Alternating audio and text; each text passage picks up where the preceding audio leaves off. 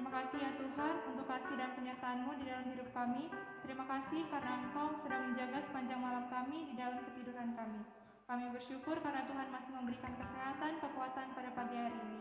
Kami masih bisa melakukan ibadah pada pagi ini walaupun secara online. Sekarang kami akan mulai ibadah ini, kiranya Tuhan memberkati dari awal, pertengahan hingga selesainya. Ibadah ini agar dapat berjalan dengan lancar, seturut dan sesuai dengan kehendak-Mu. Terima kasih Tuhan, di dalam nama Tuhan Yesus kami sudah berdoa dan mengucap syukur. Haleluya, amin.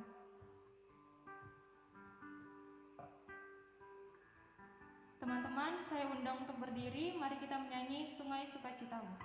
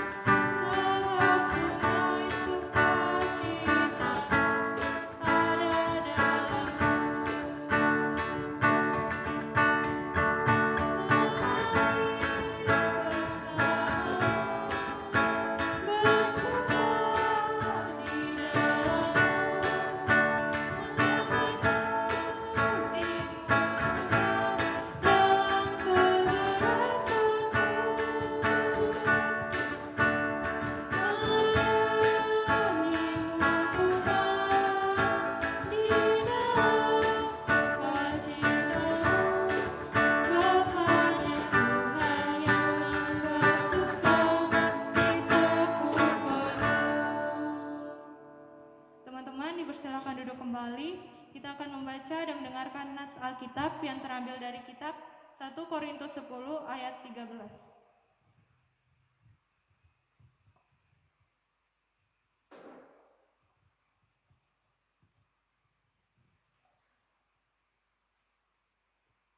Kita akan membacanya bersama-sama. 1, 2, 3.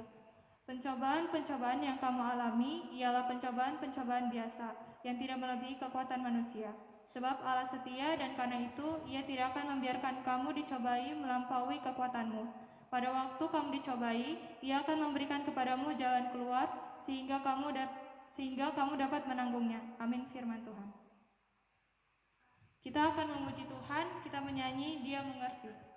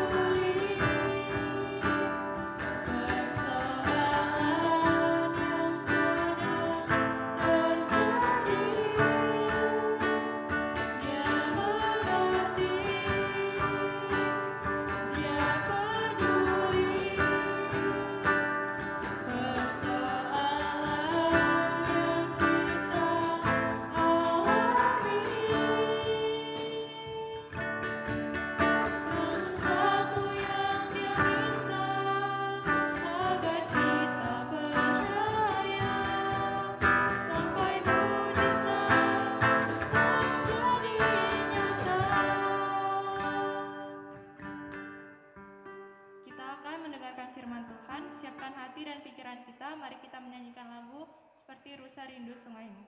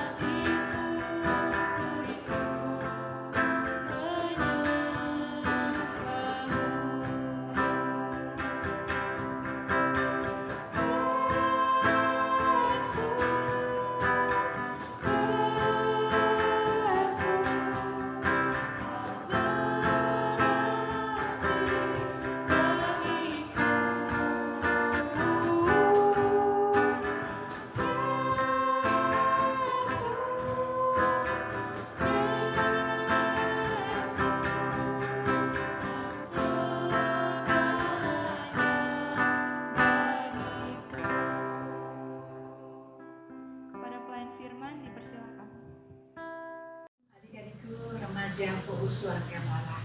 Puji Tuhan, pagi ini kita ketemu lagi dengan Kak Purnama. Kita akan mendengarkan firman Tuhan, tapi kita harus berdoa dulu supaya kita mengerti firman Tuhan ini. Mari kita berdoa. Bapa di surga, kami bersyukur kesempatan pagi ini di anak-anak remaja Puuk Suarga Bara Sanggata, kami akan bersekutu, kami akan mendengar sabda dari Engkau. Tolonglah kami Tuhan, dengan pimpinan Roh Kudus-Mu mengerti, memahami, dan sekaligus bisa melakukan firman Tuhan bagi kehidupan kami semasa remaja. Roh Kudus menolong kami. Dalam nama Tuhan Yesus kami berdoa dan bersyukur. Amin. Adik-adik yang dikasih Tuhan, tema kita hari ini, mengapa kita harus punya juru selamat? Atau mengapa Allah memberikan juru selamat? Ya, dari kitab Kejadian pasal yang pertama sampai dengan yang ketiga, kita belajar satu hal. Pada waktu itu Allah menciptakan langit dan bumi, dan Dia juga menciptakan manusia, Adam dan Hawa. Dan Tuhan memberkati rumah tangga itu dengan menciptakan mereka sebagai manusia dan menciptakan Taman Eden tempat mereka tinggal. Tuhan memberi satu wewenang atau satu kewajiban atau satu perintah kepada mereka di samping perintah-perintah yang lain, memelihara bumi, memelihara Taman Eden. Mereka harus menaati Allah. Apa itu Kak Pur? Mereka harus tidak boleh makan buah pengetahuan yang baik dan jahat. Kalau mereka memakannya, mereka akan mati. Kenapa mati? Karena mereka melanggar firman Tuhan. Matinya seperti apa? Satu, mereka tidak bisa lagi berhubungan dengan Tuhan. Dan yang kedua, mereka akan mati, tidak lagi hidup selamanya. Karena Roma 3 ayat 23 mengatakan, sebab upah dosa adalah maut. Jadi kalau mereka makan buah itu, mereka akan mati selama-lamanya di neraka. Lalu yang ketiga, mereka tidak lagi hidup dengan Tuhan, bersekutu di Taman Eden. Nah, anak-anak remaja yang dikasih Tuhan, Kak Pur mau sampaikan, itulah mengapa kejadian itu terjadi sampai Tuhan harus memberikan juru selamat. Nah, singkat cerita, kita tahu Adam dan Hawa melanggar perintah Allah. Apa itu? Mereka makan buah pengetahuan yang baik dan jahat. Kenapa bisa makan? Karena iblis menipu mereka. Iblis mengatakan, Hawa, kalau kau makan buah itu, kau akan menjadi seperti Allah, tahu yang baik dan yang jahat. Tetapi iblis menipu mereka. Justru kalau mereka makan buah itu, mereka akan menjadi tahu yang baik dan jahat. Tidak tahu dulu sama sekali yang jahat, tahunya hanya yang baik. Dalam arti mereka jatuh dalam dosa. Nah, puji Tuhan, apa yang terjadi? Pertama-tama mereka dengar-dengaran suara Tuhan, mereka patuh. Tetapi akhirnya Hawa terpengaruh dan dia jatuh dalam dosa, memakan buah itu, juga suaminya Adam. Mereka berdua sama-sama memakannya. Dan Allah menjadi marah. Kenapa? Karena mereka tidak taat pada perintah Allah. Meski Allah menghukum mereka, tapi Allah mengasihi. Dan Allah mengatakan, aku akan memberikan jalan keluar untuk kamu dari kejatuhan kamu dalam dosa. Satu saat nanti keturunan dari Adam dan Hawa akan mematikan ular atau mematikan si iblis yang jahat itu dengan satu perbuatan. Apa itu? Ya, harus mati di kayu salib. Jadi adik-adik yang dikasihi Tuhan, itulah cikal bakal mengapa harus punya juru selamat. Mengapa harus ada yang membebaskan manusia dari dosa karena jatuh dalam dosa, karena terpisah dari Allah, maka Allah memberikan juru selamat. Nah, itu yang pertama ya.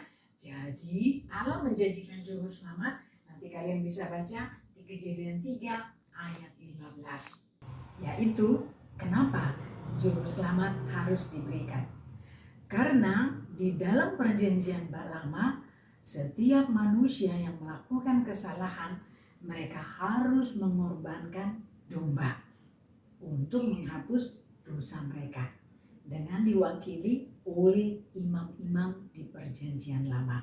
Jadi misalnya Kak Pur melakukan kesalahan mencuri ladang orang, Kak Pur harus datang ke imam, kemudian membawa domba, dan domba itu dipersembahkan dengan dibakar oleh imam, dan imam meminta maaf kepada Tuhan atas dosa Kak Pur. Nah, itu ya. Jadi imam mewakili Kak Pur untuk penghapusan dosa, yaitu apa? Korban dari domba.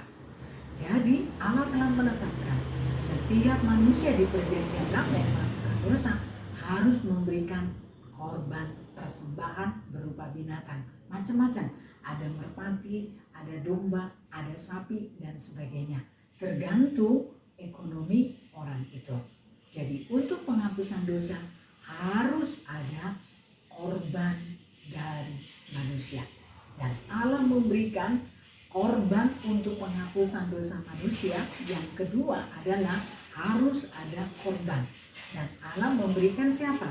Di Kejadian 3 ayat 15. Yaitu keturunan dari Adam dan Hawa. Dan keturunan dari Adam dan Hawa itu sampai kepada yang bernama Maria dan Yusuf. Allah mendatangkan juru selamat untuk manusia lewat keturunan Adam dan Hawa, yaitu di kehidupan Maria dan Yusuf. Karena Maria dan Yusuf itu adalah keturunan Raja Daud. Raja Daud adalah raja di Israel. Israel adalah umat Allah keturunan Abraham. Abraham adalah keturunan dari Adam dan Hawa. Nah, puji Tuhan adik-adikku yang dikasihi Tuhan. Itu yang kedua ya. Jadi Allah harus memberikan juru selamat untuk pengampunan dosa manusia. Karena manusia tidak bisa mengampuni dosanya. Karena manusia tidak bisa membebaskan dosanya meskipun lewat pengorbanan korban-korban bakaran. Tetapi Allah tahu dan memberikan jalan keluar dengan kelahiran Tuhan Yesus Kristus di bumi ini. Dengan pada satu hari, ini bagian yang ketiga, adik-adikku yang dikasihi Tuhan, Allah datang kepada Maria, bahwa Maria wanita yang baik hati itu, yang takut Tuhan, akan mengandung seorang anak laki-laki dengan kuasa Roh Kudus, bukan dari suaminya Yusuf atau seperti papa mama kita lalu kita lahir, tetapi anak yang lahir dari kandungan Maria lahir karena kuasa Roh Kudus. Puji Tuhan, Maria pada waktunya tidak mengerti, tidak memahami. Begitu juga suaminya Yusuf, sehingga mereka bergumul, tapi mereka menaati firman Tuhan. Dan malaikat itu mengatakan, kau harus menamai bayi itu Yesus Kristus. Yesus Kristus artinya apa, Hani? Dia yang menyelamatkan manusia dari dosa. Itu ada di kitab Matius pasal 1 ayat 21. Kalian bisa baca ya. Ingat, Matius 1 ayat 21. Arti nama Yesus atau Tuhan Yesus adalah Dia yang menyelamatkan manusia, umatnya dari dosa. Nah, bagaimana Tuhan Yesus menyelamatkannya? Pertama-tama Dia datang sebagai manusia dalam diri seorang baik. Dan kemudian Dia tumbuh remaja. Alkitab menceritakan bahwa Dia dibawa oleh papanya, mamanya ke Nazaret, dibawa papa mamanya ke Bait Allah. Dan kemudian Yesus juga diajari ngapain? Diajari sebagai tukang kayu, memegang kayu, mengerjakannya, dan menuruti perintah orang tua. Ingat ya adik-adikku, Yesus itu meskipun Tuhan dalam kemanusiaannya, Dia menuruti papa mamanya Yusuf. Dia juga mengasihi adik-adiknya. Siapa adik-adiknya? Yakobus, kemudian siapa?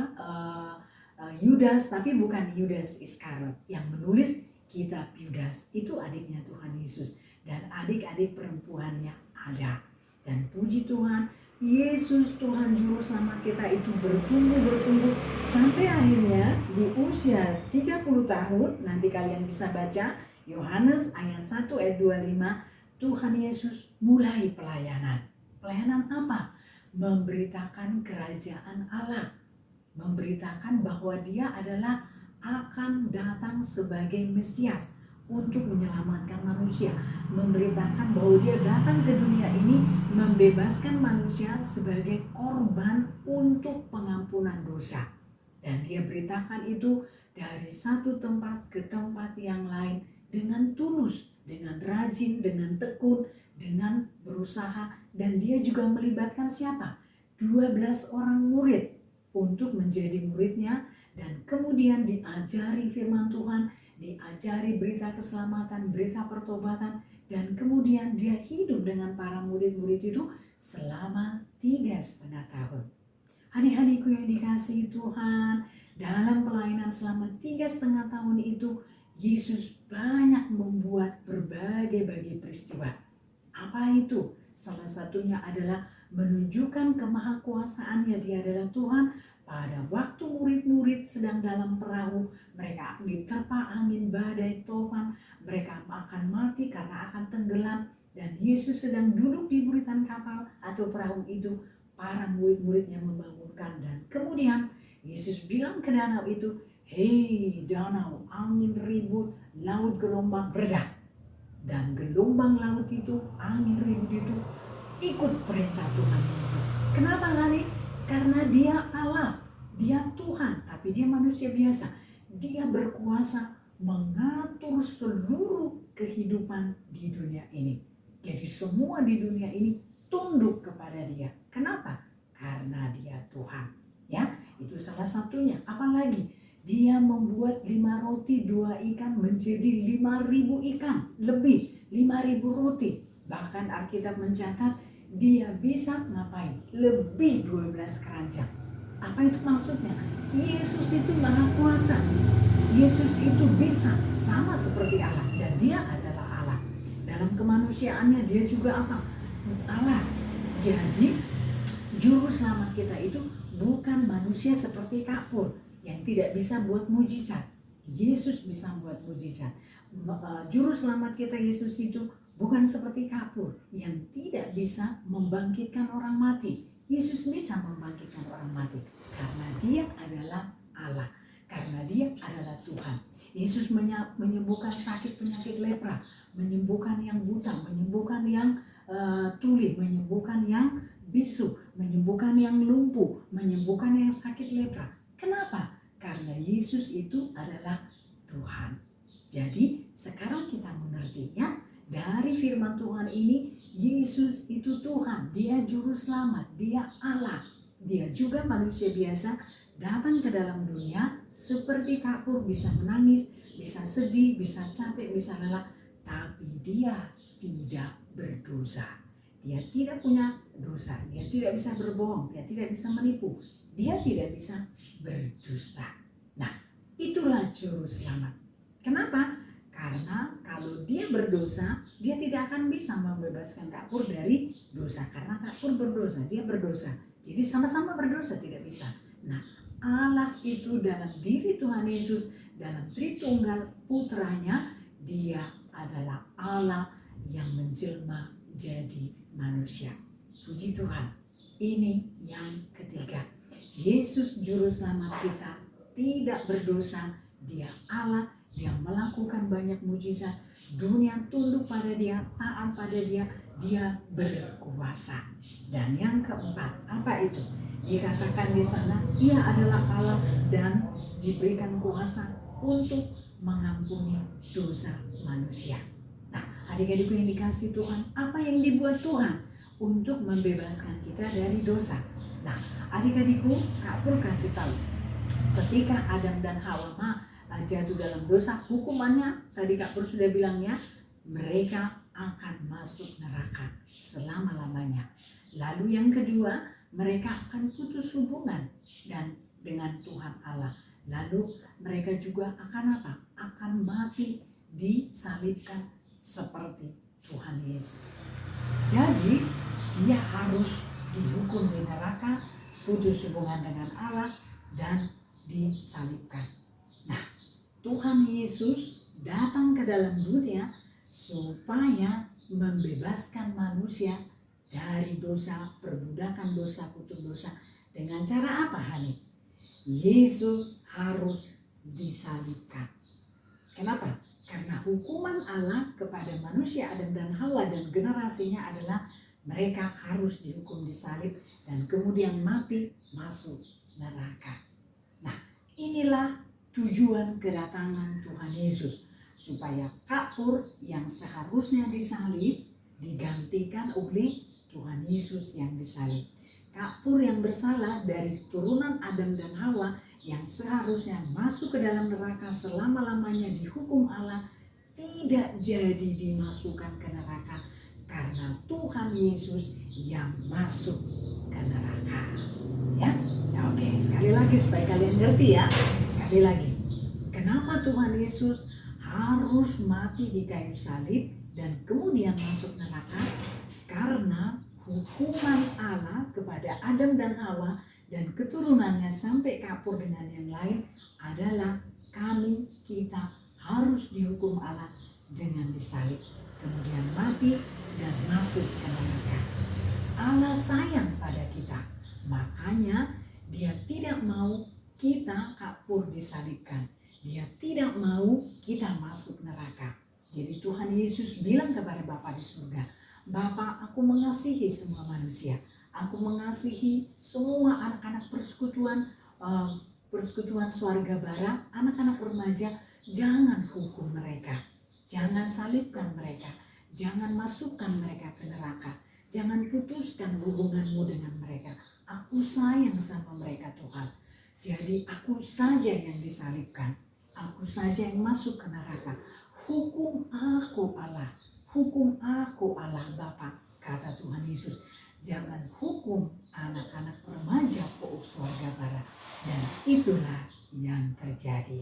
Dengan Yesus disalibkan di kayu salib, menderita sengsara seperti yang kalian tahu, dan kemudian dia mati, kemudian dia turun ke neraka, kata Alkitab.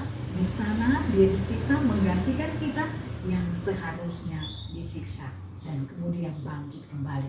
Jadi puji Tuhan, lewat kematian Tuhan Yesus, Ibrani mengatakan untuk penghapusan dosa harus ada penumpahan darah. Darah Tuhan Yesus tercurah di kayu salib, tubuhnya dipakul, disalibkan dan mati, dan kemudian dia turun ke neraka supaya Kak dan kalian yang seharusnya masuk ke neraka tidak jadi, karena hukuman itu telah digantikan oleh Tuhan Yesus. Betapa baiknya Tuhan Yesus itu.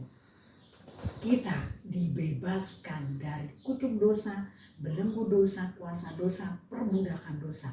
Kita dibebaskan dari hukuman dosa di neraka selama-lamanya lewat kematian Yesus di kayu salib, lewat turunnya ke neraka, dan lewat kebangkitannya.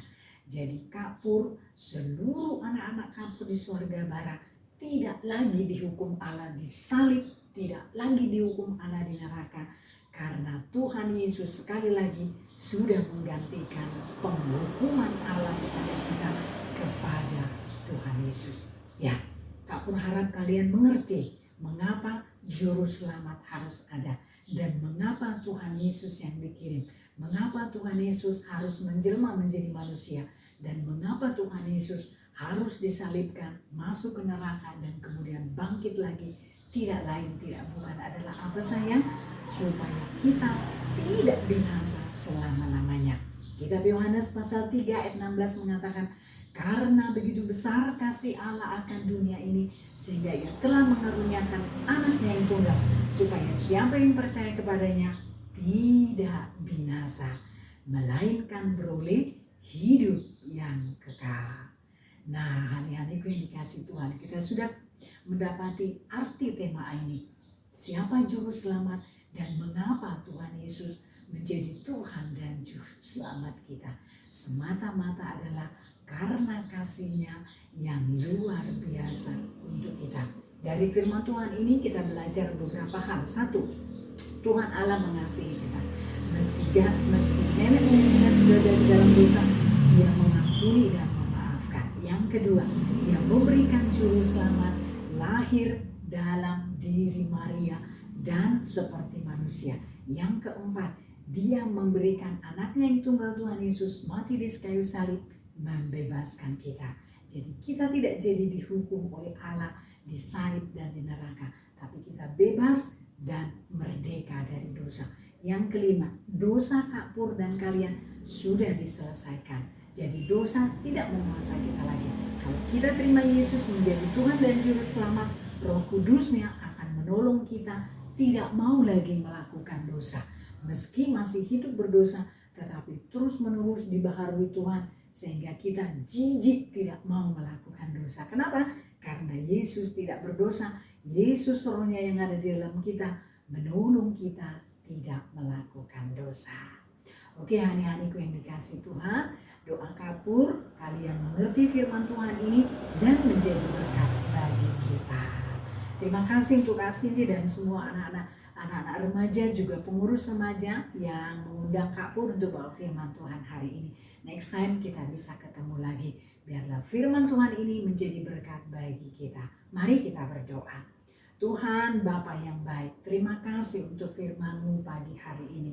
Tolonglah supaya kuasa Roh Kudus membuat adik-adik mengerti, para remaja juga hamba dan semua yang mendengar firman ini. Dan tolonglah kami melaksanakannya. Berkati adik-adik hamba remaja Sangatta di sekolah mereka, di tingkat SMA, Tuhan, atau juga di tingkat SMP. Tuhan menolong supaya pendidikan mereka boleh berjalan dengan baik.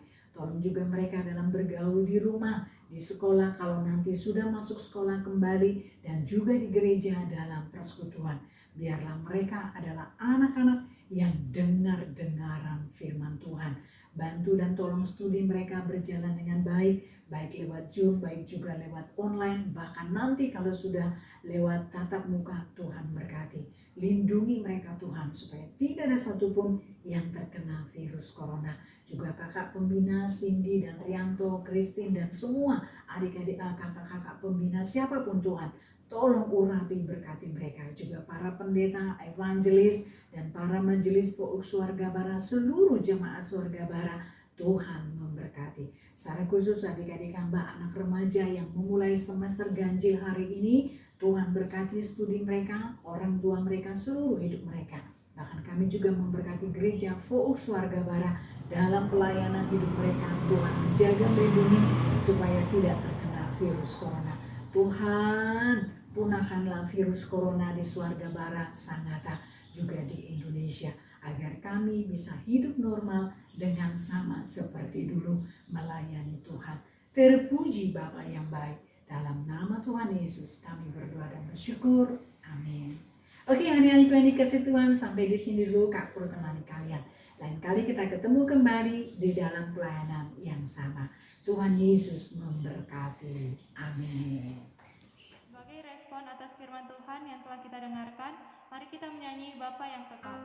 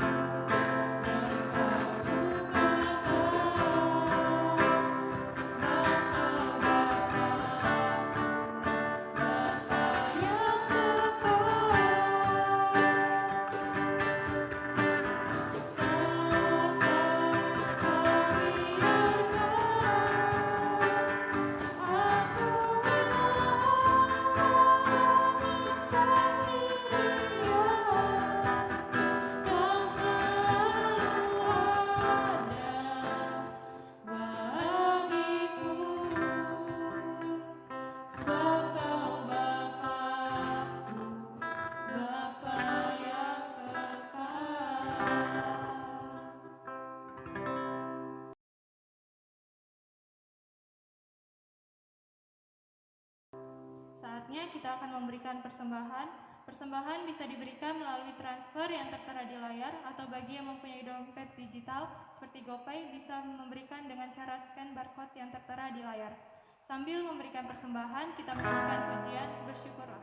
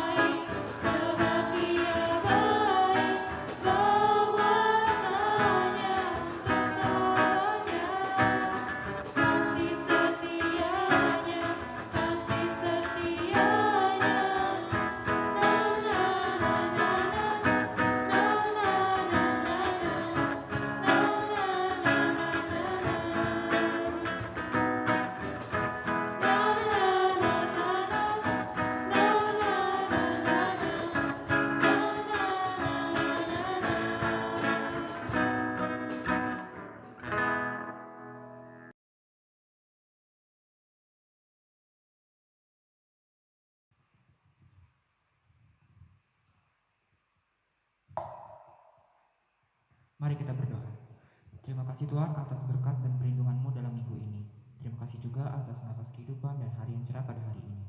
Sekarang kami telah mengumpulkan persembahan, kiranya persembahan ini Engkau berkati agar bisa berguna bagi gereja. Terima kasih karena Engkau telah melancarkan ibadah kami pada hari ini dari awal, pertengahan hingga akhir. Berkati juga semua kakak pembina apapun kegiatan mereka agar bisa berjalan lancar dan dapat membuahkan hasil yang memuaskan. Berkati juga bagi teman kami yang sedang mengalami kelemahan tubuh, biarlah apa yang mereka konsumsi bisa menjadi pemulih bagi mereka. Berkati juga negara kami yang sedang dilanda wabah COVID-19. Kami memohon agar wabah ini Engkau hilangkan, agar kami dapat beribadah kembali seperti biasanya. Berkati juga Bapak Presiden, kiranya Engkau memberikan kebijaksanaan dan memberkatinya, agar ia dapat mengambil keputusan yang bijak dalam usaha memutuskan rantai penyebaran COVID-19 ini. Inilah doa kami yang kami alaskan dalam satu nama, yaitu Yesus Kristus yang telah mengajar kami berdoa. Bapa kami yang di surga, dikuduskanlah nama-Mu, datanglah kerajaan-Mu, jadilah kehendak-Mu di bumi seperti di surga. Berikanlah kami pada hari ini makanan kami yang secukupnya, dan ampunilah kami akan kesalahan kami, seperti kami juga mengampuni orang yang bersalah kepada kami. Dan janganlah kami ke dalam percobaan, tetapi lepaskanlah kami daripada yang jahat. Karena Kau yang punya kerajaan dan kuasa dan kemuliaan sampai selama-lamanya. Amin.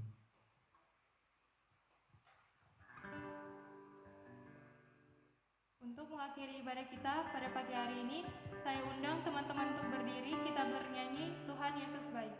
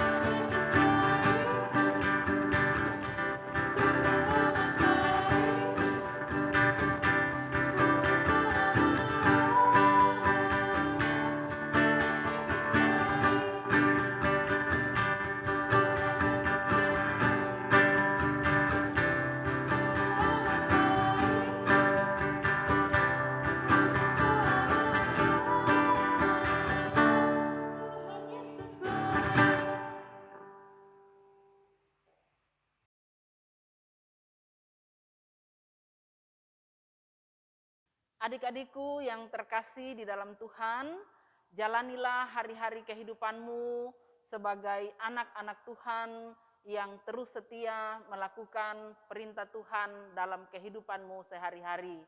Maka arahkanlah hati dan pikiranmu kepada Tuhan, serta terimalah berkat Tuhan.